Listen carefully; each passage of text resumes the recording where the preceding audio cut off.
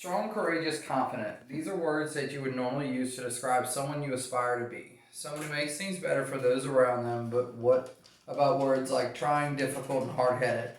Those are not typically words you use to describe someone you look up to. They don't seem like the most aspiring traits, right? What if I told you they were more important than those other words? A woman who can do it all. She can raise children to be successful adults. She can work and juggle a home full of little ones and never have to raise her voice. She can be trying because she makes it all look so simple and never lets you see her break. She can be difficult because she demands respect and cleanliness, and above all else, she demands the love of her family and respect for all of the others at the same time. She can be hard headed because when she has her mind set to do something, she wants it her way. She will have it her way no matter what it takes. Most of all, she can be selfish. She will always put herself before anyone else. Since all she wants is to help everyone, she will take the entire load all on herself. She will be the one to take family to every victory and take responsibility for every failure. She will hold the weight of the world on the strongest shoulders I've ever had the privilege of riding on as a child. As a child, we all want someone to believe hung the moon and the stars. We want to have a superhero in everyday life, someone who makes it all better and never stumbles, who takes on the monsters under the bed and never loses. For me, that was Mama Morita. Pause. Mahatma Gandhi once said, in doing something, do it with love or never do it at all. There was never a child that went without. There was never a person who went hungry or didn't have a place to sleep at the end of the day. All because of her. She had the patience of a saint. She had the courage of a million-man army. She had the strength of a mountain and the most unwavering loyalty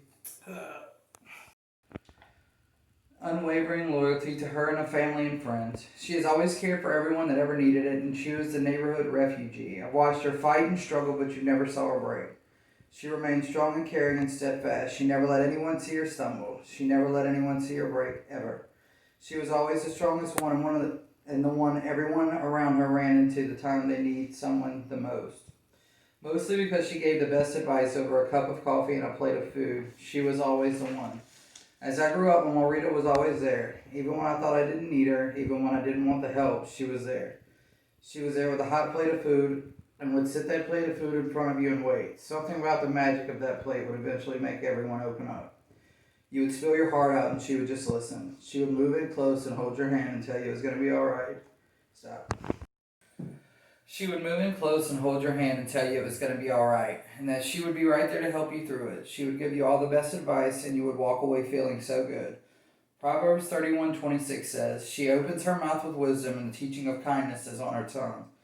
She had that way about her. She was that person for so many people. Now as I sit back and see her age, and all that strength that was once there turn into